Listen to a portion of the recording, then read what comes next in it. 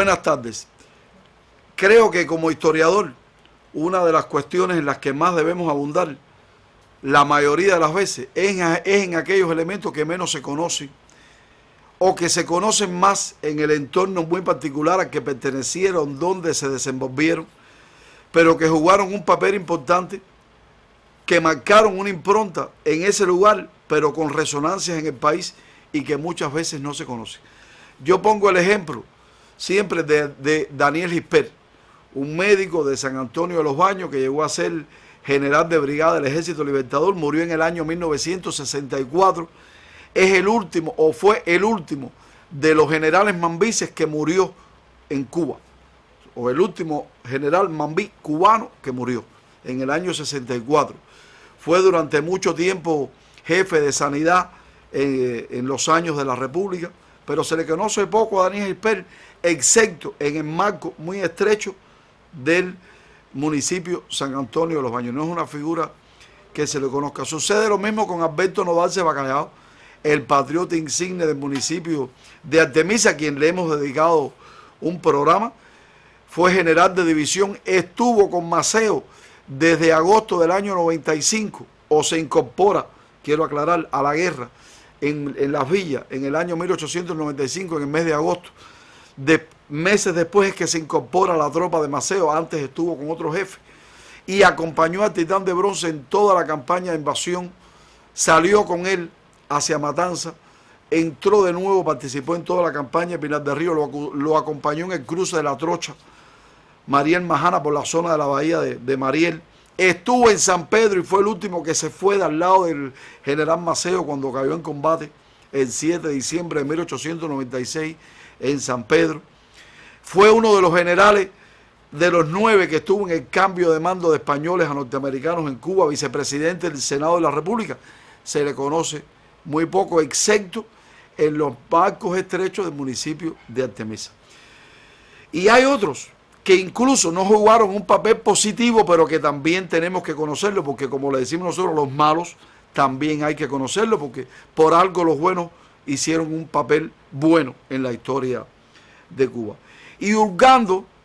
en las fechas, en las efemérides, en todo el arsenal que vamos acumulando los historiadores, siempre me encuentro ese capricho de la historia, ese vericueto de la historia,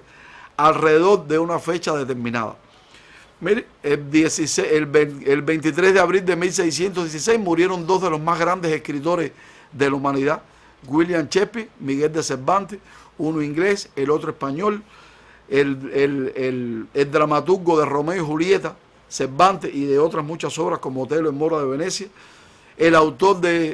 Miguel de Cervantes, el ingenioso hidalgo Don Quijote de la Mancha. Ese día es el día del idioma español, el día 23 de abril, murieron el mismo día dos de las grandes figuras cimeras de la literatura universal.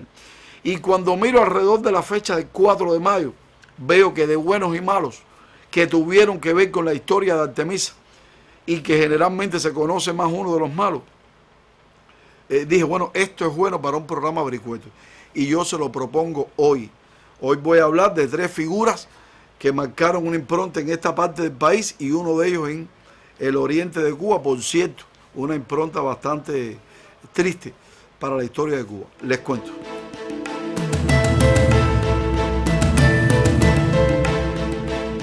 Roberto Delgado Santa Cruz, candelariense, nació en el pueblo de Candelaria, murió el 4 de mayo de 1904, hace hoy 120 años. Roberto Delgado Santa Cruz llegó a ser comandante del Ejército Libertador, en alguna literatura habla de coronel del Ejército Libertador, un hombre de origen campesino, vivió en el ingenio de La Flora con su familia. Cuando inicia la guerra del 95, inmediatamente se incorpora, meses después está en la columna de Antonio Maceo, combatió también junto a Máximo Gómez, estuvo en el combate, en aquel asedio a Candelaria el 5 y 6 de febrero del año 1896, estuvo en el combate del Rubí, estuvo en el combate de Río Hondo el 7 de febrero en San Cristóbal de 1896, ese combate que es el único de nuestra guerra por la independencia que refirió Fidel en su alegato de autodefensa a la historia, me absorberá, que después que termina la guerra ocupó importantes responsabilidades en Candelaria, fue juez ahí en aquel lugar en Candelaria, fue una figura pública de mucho prestigio y se le conoce poco a Roberto Delgado Santa Cruz, y yo me atrevo a decir que en el marco de Candelaria se le conoce. Sin embargo, fuera de ese municipio se le conoce muy poco. Y como se conoce poco de la historia combativa de Candelaria, que como parte de Vuelta Abajo tuvo una participación muy activa en la guerra de independencia, no solo en la guerra del 95, en el escenario de Candelaria hubo alzamientos armados en 1869, meses después, nada más de que en 1868, el 10 de octubre, Céspedes diera el grito de independencia en Demajagua. Y creo que se le conoce poco. Ahora, hay una coincidencia que también tiene que ver con la historia de Artemisa. El 4 de mayo del año 1965 se aprobó por el Senado de la República la muy combatida, muy luchada, muy reclamada por el pueblo de Cuba amnistía a los moncadistas, a aquellos que estaban presos en el presidio modelo de Isla de Pino por el asalto al cuartel Moncada en Santiago de Cuba y a Carlos Manuel de Céspedes en Bayamo el 26 de julio de 1953. Esa amnistía se aprobó el 4 de mayo del año 55. Siempre se habla más de la salida de los moncadistas de la prisión días después, en mayo del propio año 55, pero hay que reconocer,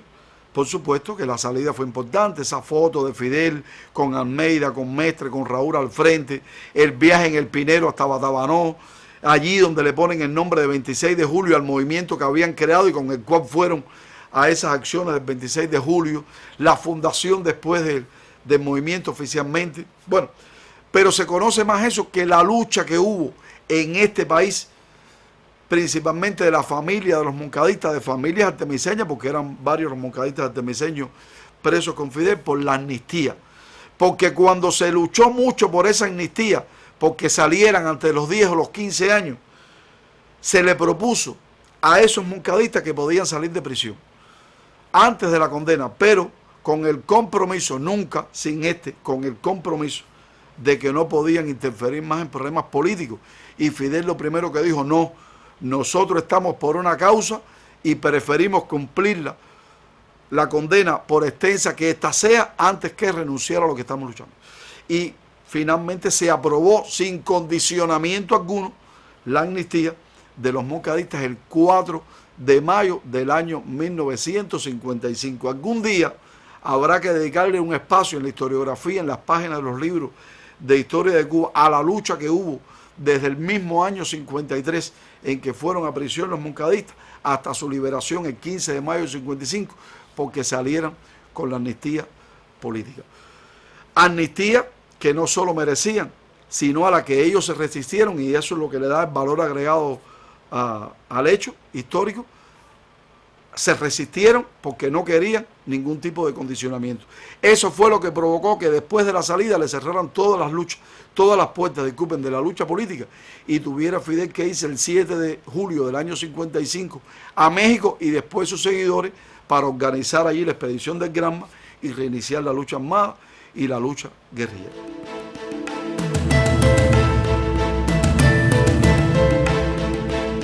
Hablando de coincidencias históricas, como le decía hace unos minutos,